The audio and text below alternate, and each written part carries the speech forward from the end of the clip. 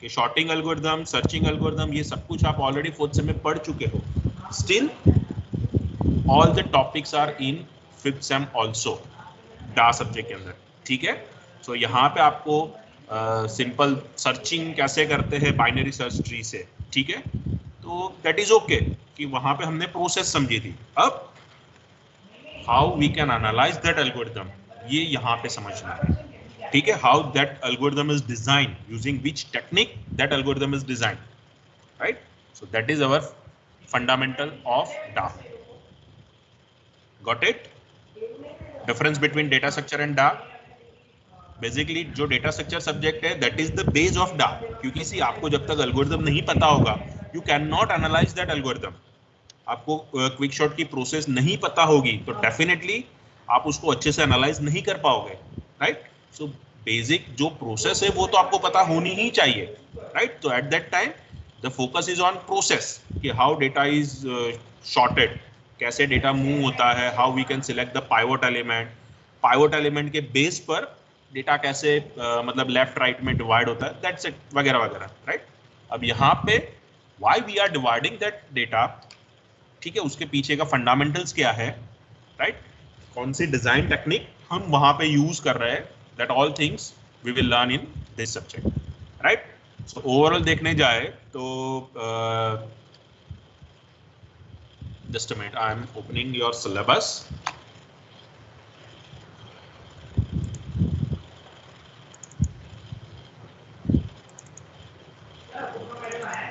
ना Radhika madam,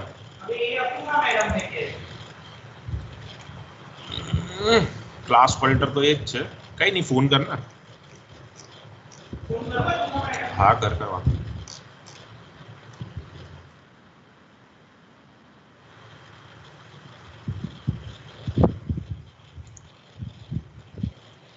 Right, so this is the syllabus of DA. See one more thing कि C, CSCIT तीनों में ये सब्जेक्ट है.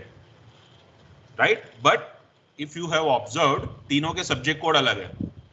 राइट. तो there is little bit difference in the syllabus of all three branch. तो make sure कि आप कोई भी मटेरियल या कोई भी चीज यूज करो. ठीक है. हाँ, नो डाउट पीपीटी वगैरह सेम रहेगी in all the three branch. Right. But exact syllabus वगैरह में थोड़ा सा डिफरेंस रहेगा. तो आप जो भी सिलेबस रिफर करो तो ध्यान रखना CS 351 कोड होना चाहिए. Right. So as you can, my screen is visible ना? Yes, sir. Yes, sir. Yes, sir. Okay. Yes, sir. So Yes. the prerequisite of this subject is data structure and algorithm. Second thing is computer programming. Right? Programming भी आपको आना चाहिए क्योंकि ultimately आप जो भी algorithm है वो कोई ना कोई लैंग्वेज के अंदर इंप्लीमेंट करोगे. Here it is not written as C programming.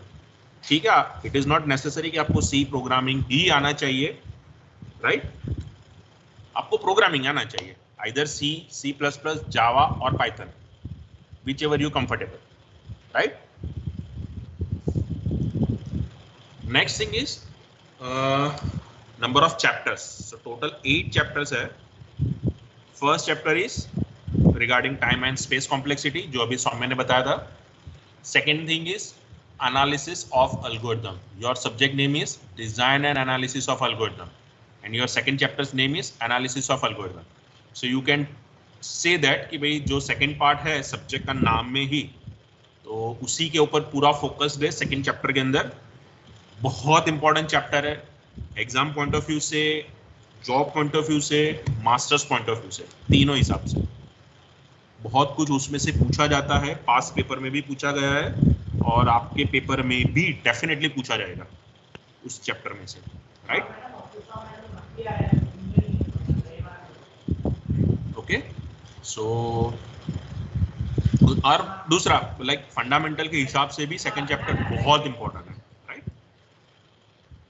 Third, fourth, fifth, sixth and seventh, ये जो पांचों चैप्टर है, ये पांचों चैप्टर के अंदर आप डिफरेंट टेक्निक्स पढ़ोगे.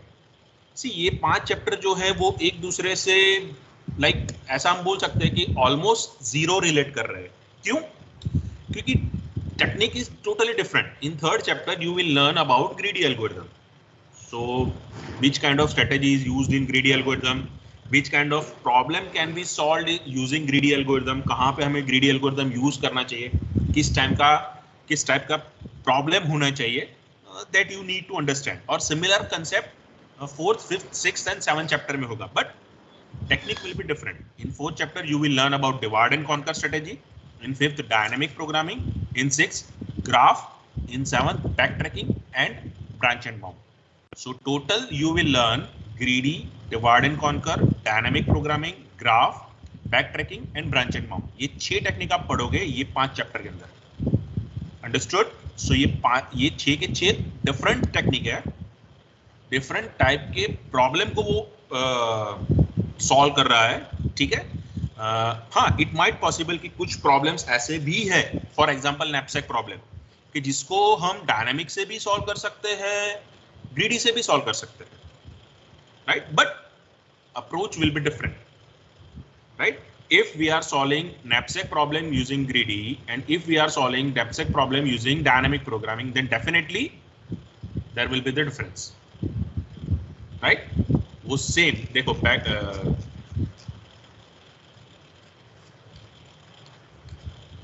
हाँ, दूसरा आएगा ये Prim and Kruskal, that you have already learn in previous semester.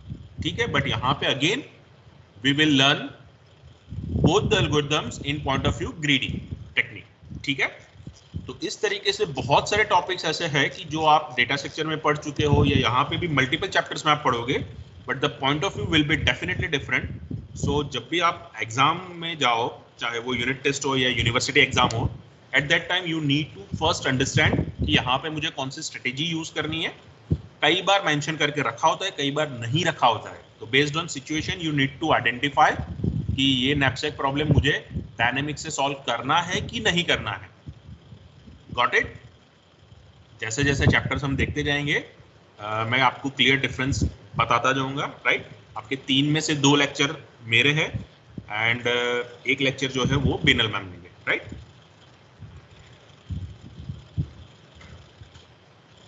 And lab में भी आई थिंक 2 या CSE 2 में, हाँ आज ये AB बैच की एंड यस A और B बैच मेरे पास है, राइट. तो आज लैब में भी मैं उनको थोड़ा कैसे है that I will brief you. ठीक है. सो जैसे ही आप लोग टीम में ज्वाइन होते हैं, सबसे पहले मैं आपके साथ सिलेबस, ऑलरेडी बुकलेट तो आपके साथ शेयर है ही. ठीक है. तो you can definitely refer syllabus from the booklet, but still मैं आपको ये सिलेबस कॉपी भी माइक्रोसॉफ्ट टीम में प्रोवाइड कर दूंगा, राइट. तो एटलीस्ट एक बार देख लेना, ठीक है, नेक्स्ट लेक्चर के पहले, राइट. क्योंकि आपको ओवरऑल चैप्टर सिलेबस में क्या है ये आपको पता होना चाहिए, right. One more thing, your pedagogy. Prerequisite of subject, a basic algorithm, shortening and programming language. That is already referred. अब नाउ CSE की जो टीचिंग स्कीम है उसमें 3 लेक्चर, 2 आवर्स के प्रैक्टिकल, टोटल 5 आवर्स है, 4 क्रेडिट है. ठीक है. एंड 150 मार्क्स का सब्जेक्ट है, 100 + 50. ठीक है. जो मेजोरिटीली सारे सब्जेक्ट्स में यही पैटर्न होती है. थियरी के 100, प्रैक्टिकल के 50. थियरी 100 में 70 + 30.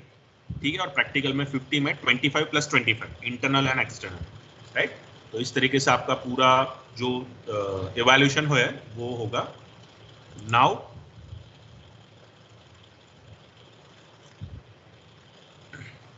जो आपके इंटरनल के 30 मार्क है, वो 30 मार्क में यूनिट टेस्ट 1 और 2 दोनों ही जो 30 मार्क की होगी, that will B divide by 3,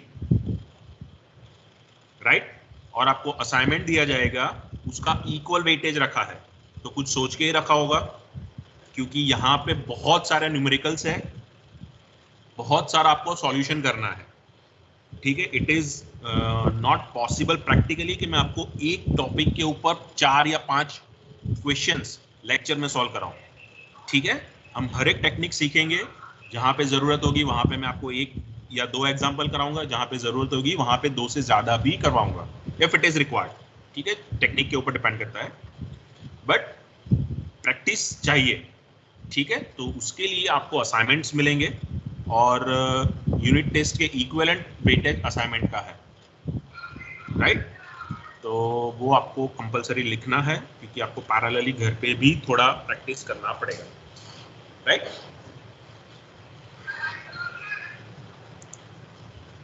so that 30 mark plus 70 mark university के एज इट इज 70 मार्क आपके जाएंगे फाइनल रिजल्ट के अंदर। Now with respect to practical examination 25 internal के अंदर 10 मार्क रखा हुआ है एप्लीकेशन बेस्ड प्रेजेंटेशन और poster. Either you need to present yourself in terms of PPT or you can make one poster, ठीक है। आपको एक रियल लाइफ एप्लीकेशन लेनी होगी जहां पे you can explore any of one technique, जो मैंने 6 टेक्निक अभी बताई, ग्रीडी, डायनेमिक प्रोग्रामिंग, उस 6 में से कोई भी एक, may be you can use multiple also, ठीक है, या 2 या 3 टेक्निक अगर यूज होती है that is good, but at least एक तो यूज होनी चाहिए, ठीक है। So after first unit test, मतलब नियर अबाउट आपका 60% सेमेस्टर खत्म होगा, एट दैट टाइम ये प्रेजेंटेशन शेड्यूल होंगे, ठीक है। ऑनलाइन क्विज होगी, ठीक है, जिसका वेटेज अगेन 10 मार्क है और 5 मार्क लैब परफॉर्मेंस के, ठीक है। सो जो भी आप लैब मैनुअल बनाओगे उसका वेटेज आपका 5 है, तो 10 + 10 + 5, ठीक है, that is your 25 internal marks. External again it depends on your external faculty, तो वो हमें 25 में से मार्क्स देंगे, वाइवा प्लस जो प्रैक्टिकल इवैल्यूएशन होगा at the time of external viva, ठीक है, उस हिसाब से आपका 25 मार्क्स बनेगा, right. So is there any confusion in pedagogy of the subject? No sir, all are clear? क्या करना है सेमेस्टर में, ठीक है। आपको घर पे एक करना होगा असाइनमेंट थियरी इवैल्यूएशन के लिए, यहाँ पे आपको करना होगा एप्लीकेशन बेस्ड प्रेजेंटेशन, ठीक है। ये 2 चीज ऐसी है कि जो आपको घर पे करनी है, मतलब apart from lecture and lab timing. Online quiz आपकी लैब टाइमिंग में ही होगी, ठीक है, या माइट भी लेक्चर टाइमिंग में भी रख सकते हैं, देखते हैं, it will be decided later on. वो भी अगेन 60 to 70% सेमेस्टर खत्म होने के बाद it will be conducted online quiz, ठीक है। लैब परफॉर्मेंस तो आप जैसे जैसे हर लैब में करते जाओगे अकॉर्डिंगली आपके मार्क्स मतलब कंसीडर होंगे, राइट। एंड दिस टाइम आपका डाका डेडिकेटेड टीम क्रिएट किया गया है, so all the communication regarding DAA will be held only in Microsoft team, जो आपके लिए बना हुआ है, मतलब 5 CSE 1 और 2 के लिए, ठीक है। तो आपको मुझे जो भी पीपीटी भेजनी होगी, असाइनमेंट भेजना होगा, ठीक है, इवन क्विज होगी, यूनिट टेस्ट होगी, सब कुछ आपका माइक्रोसॉफ्ट टीम के अंदर ही होगा। तो ड्यूरिंग सेमेस्टर ये इस रिगार्डिंग कोई कंफ्यूजन नहीं चाहिए कि कहाँ पे मुझे ये प्रेजेंटेशन सबमिट करना है या लैब का सबमिट करना है, ठीक है। आपको जो भी सबमिट करना होगा आपको माइक्रोसॉफ्ट टीम के अंदर ही सबमिट करना होगा, ठीक है। वो सिर्फ और सिर्फ 5 CSE 1 और 2 के लिए ही और डा सब्जेक्ट के लिए ही है, ठीक है। तो you will not be confused कि भाई क्या कहाँ पे सबमिट करना है, गॉट इट। सो ये क्लैरिटी अभी से रखना पूरे सेमेस्टर के लिए, ठीक है। पेरियोडिकली जब भी सबमिट करना होगा तो आपको लिंक या कुछ भी प्रोवाइड किया जाएगा, but it will be in Microsoft team only, right. Now one more thing, if you are go for the MTech in India, ठीक है, नॉट इन गुजरात, ठीक है, इंडिया में कहीं पे भी आप जाओगे तो the standard examination is get examination. आप में से जितने भी लोग गेट की एग्जाम देने का सोच रहे हैं या माइट बी इन फ्यूचर सोचेंगे, ठीक है, तो वहां पे डा is the most important subject, ठीक है। बहुत सारे आपके जो क्वेश्चंस है दैट विल डिपेंड ऑन डा सब्जेक्ट। तो आपको बीच बीच में पर्टिकुलर ईयर या ऐसा कुछ मिलेगा जिसके गेट क्वेश्चन आपको सॉल्व करने हैं। पेपर आपको ऑनलाइन मिल जाएगा, ठीक है, आपको सॉल्यूशन करके फिर प्रोवाइड करना है, और जो भी आपने सॉल्यूशन किया होगा that will be reflect in your result, ठीक है, जो आपका सबमिशन है। जैसे असाइनमेंट है उसमें थियोरेटिकल क्वेश्चन है, क्वीज में उसके क्वेश्चंस पूछे जा सकते हैं, ठीक है, गेट बेस्ड क्वीज रख सकते हैं, ठीक है। सो बेसिकली आपको गेट के क्वेश्चन सॉल्व करना है, राइट। और कुछ नहीं समझ में आता है तो you can ask at any time कि सर ये क्वेश्चन था ये पर्टिकुलर पेपर के अंदर नहीं समझ में आ रहा है, या फिर आप आंसर डिराइव कर लिया लेकिन मतलब कैसे आया answer, you didn't get the method, you can ask me, ठीक है। तो वो हमारा पैरेलल प्रिपरेशन एक चलता रहेगा, that is not in your syllabus but बहुत सारे स्टूडेंट इसमें इंटरेस्टेड होते हैं, so you need to solve that questions, ठीक है।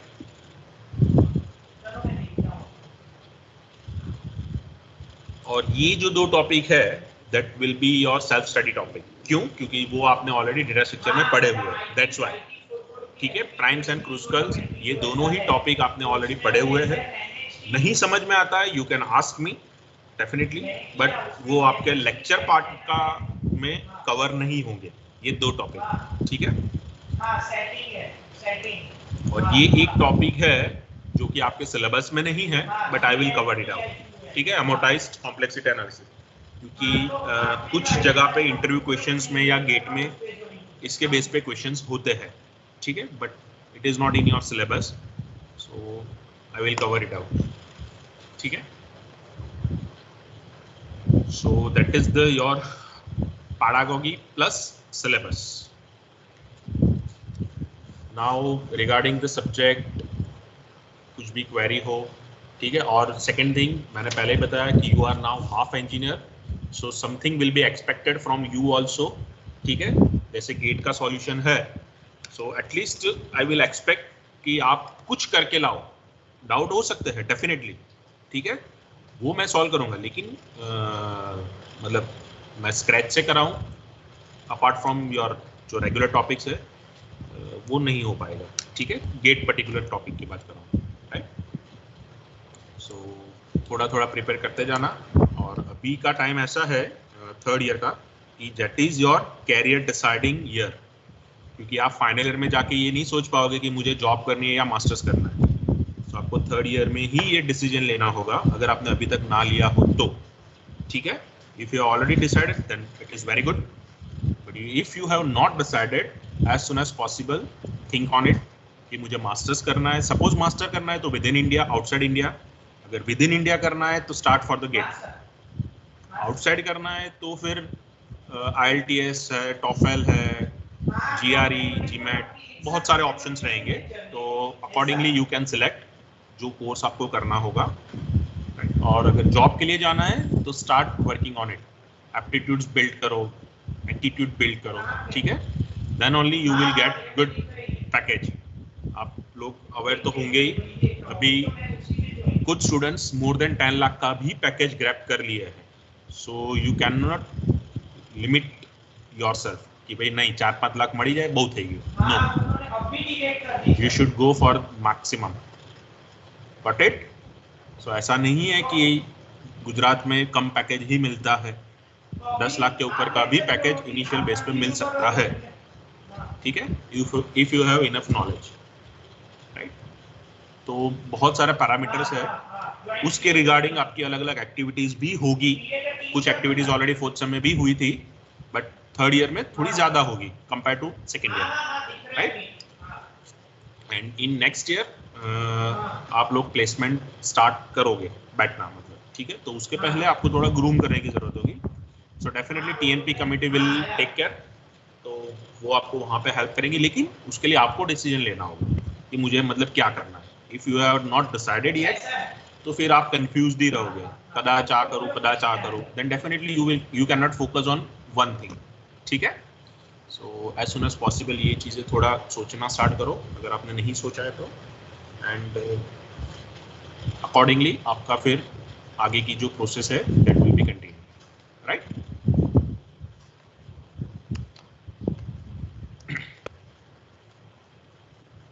एंड कैसा रहा फोर्थ सेम एग्जामिनेशन, अभी कभी भी आपका रिजल्ट भी आएगा, आपके सीनियर्स का तो ऑलरेडी आ चुका है sir, fourth same also okay.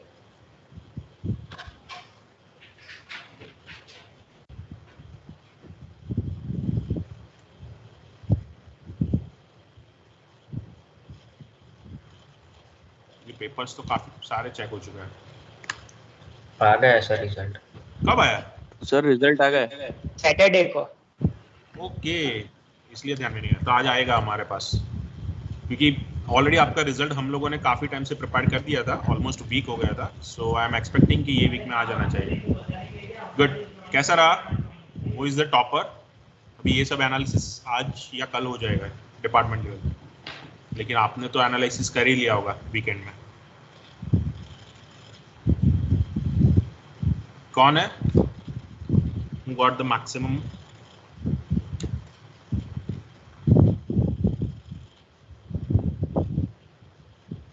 No idea, या फिर CSE 1 से है कोई?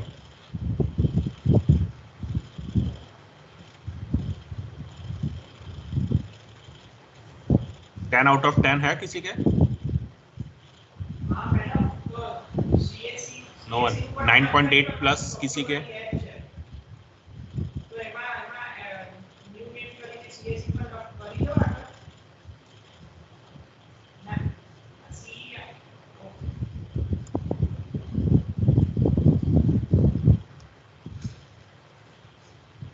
Nine 9.6 plus? Yes sir. Yes, sir. Yes sir. Saumya और you can raise your hand, so मैं देख सकता हूँ।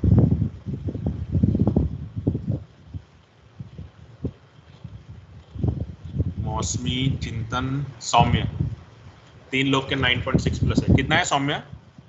9.68। मौसमी 9.73. और चिंतन? 9.64। ओके, सो CSE 2 की बात करें तो मौसमी इज अ टॉपर। ओके, ठीक है, तो मैं CSE 1 में भी पूछ लूंगा तो ओवरऑल पता चल जाएगा। Good, congratulation to all. ठीक है, and from next lecture we will start chapter, right?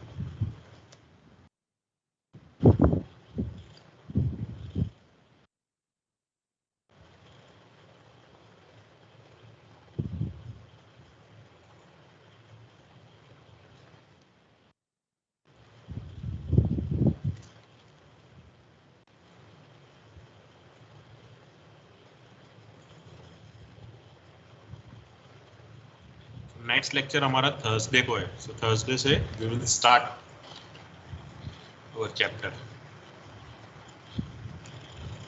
और बीनर मैम का लेक्चर कब है आपके क्लास में?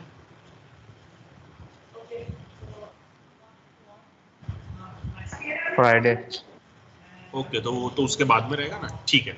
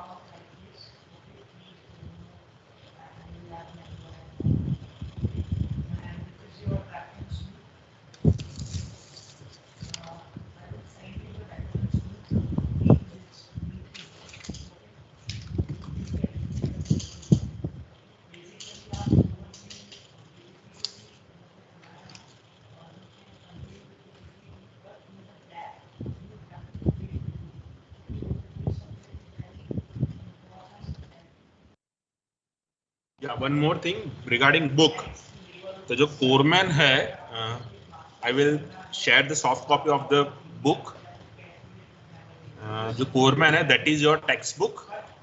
बहुत सारी चीजें उसमें से कवर होगी, almost 90%, right.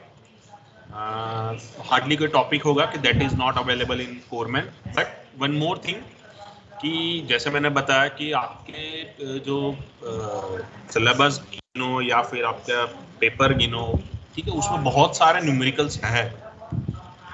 So that is something that is not available in Cormen, ठीक है। आप लाइक सिस्टमेटिक जो उसका सॉल्यूशन है that you will not find in text book, जो आपकी क्योंकि वो इंटरनेशनल बुक है, सो उसका पूरा एनालिसिस कैसे मेथड है वो पूरा थ्योरेटिकल देकर रखा है। जैसे नैपसैक प्रॉब्लम है डायनामिक प्रोग्रामिंग से, तो उसका पूरा एक्सप्लेनेशन दिया हुआ है कि how that problem is evolve, कैसे उसको सॉल्व किया वगैरह वगैरह, ये सारी चीजें। But the exact step which is required to solve that problem is not given in practical way, वो थियोरेटिकल वे में दिया हुआ है। So for that reason you need to focus on lecture, ठीक है। तो यहाँ पे मैं ईच एंड एवरी स्टेप, कहीं पे भी आपको लगे कि मैं शायद थोड़ा फास्ट जा रहा हूँ, नहीं समझ में आ रहा है, इमीडिएटली स्टॉप करके करना। और वन मोर थिंग कि आप लोग, it is my personal request कि एक बुक लेकर ही बैठे in each and every lecture, ठीक है। इनिशियली शायद 1 या 2 लेक्चर ऐसे होंगे कि जहाँ पे मैं आपको मतलब लिखने के लिए नहीं बोलूंगा, but after that in each and every lecture आपको कुछ ना कुछ लिखना हो सकता है, ठीक है। शायद ही कोई लेक्चर ऐसा होगा कि जहाँ पे आपको कुछ नहीं लिखना है। So at least make one separate notebook, और नोटबुक का एक पार्ट कि जहाँ पे आप इसको एक फ्लो में लिखते जाओ। उसका बेनिफिट ये रहेगा कि जब आप पढ़ोगे यूनिट टेस्ट ड्यूरेशन में या फिर एग्जामिनेशन में, तो आपको एक लिमिटेड नंबर ऑफ पेजेस के अंदर पूरा चैप्टर का रिवीजन हो जाएगा, ठीक है। क्योंकि डेफिनेटली आप अपने हिसाब से उस बुक को रिफर करने जाओगे। Brassard and Bratley is again good book, ठीक है, वो भी अच्छी बुक है। तो बहुत सारी बुक्स बहुत अच्छी है, but not in terms of practical exposure, ठीक है। वहाँ पे थियोरेटिकली बहुत सारी चीज़ें एकदम अच्छे से एक्सप्लेन करके रखी है। आप उसको पूरा डाइजेस्ट करके फिर आप उसको सॉल्व करोगे तो definitely you can learn, but उतना टाइम आप दे पाओगे विद इन सेमेस्टर, ठीक है। तो बेटर है कि मैं यहाँ पे आपको स्टेप बाय स्टेप उसका सॉल्यूशन करवा रहा हूँ, तो पैरेलली आप लिखते जाओ, ठीक है। मैं आपको लेमन लैंग्वेज में उसका स्टेप्स बताते जाऊँगा, तो आप उसको अपने ही लैंग्वेज में लिख सकते हो, या फिर मैं जो बोल रहा हूँ उसको एक बार लिख दो तो उसको समझना थोड़ा ईजी हो जाएगा, ठीक है। That is the biggest benefit. No doubt theoretically तो आपको बुक के ऊपर ही डिपेंड रहना पड़ेगा, जो भी मैं आपको एक्सप्लेन कर रहा हूँ वो पूरा तो आप नहीं लिख पाओगे, ठीक है। बट हाँ, जो भी मैथमेटिकल स्टेप है वो आपको मतलब लिखना चाहिए, ठीक है। हाँ, अगर आप लाइक विवेकानंद जैसे हो कि एक बार सुनने से सब कुछ परमानेंटली याद रह जाता है, then definitely it is okay, ठीक है। बट वो नहीं हो पाता है, राइट। कहीं ना कहीं हम कभी ना कभी भूल जाते हैं। सो बेटर है कि उसको कहीं लिख कर रखो, भले शॉर्ट में लिख कर रखो, बट लिखना थोड़ा बहुत, right. I will never check class book of any student, ठीक है, लेकिन वो आपके लिए इंपॉर्टेंट है, ठीक है। तो ये मत सोचना कि मैं कोई पॉइंट ऑफ व्यू पे आपको पूछूंगा कि लाओ क्लास बुक दिखाओ, नेवर, ठीक है। वो आप ही के लिए बनानी है और आपको ही रेफर करनी है, ठीक है। मैं सिर्फ असाइनमेंट चेक करूंगा कि जो मैं आपको यहाँ पे कंपलसरी पार्ट पे दूंगा कुछ क्वेश्चन सॉल्व करने के लिए, राइट।